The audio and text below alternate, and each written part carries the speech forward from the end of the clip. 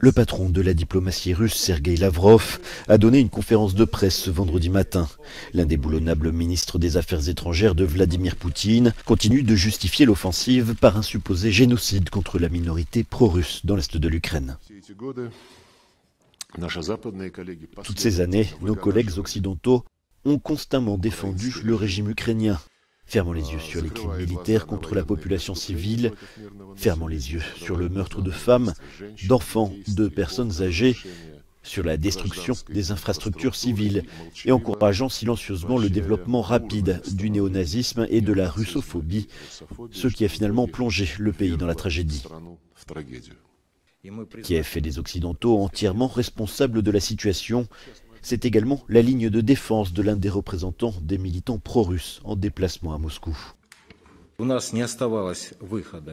Nous n'avions pas le choix. Les pourparlers de paix qui se déroulaient à Minsk ont été complètement bloqués par l'Ukraine.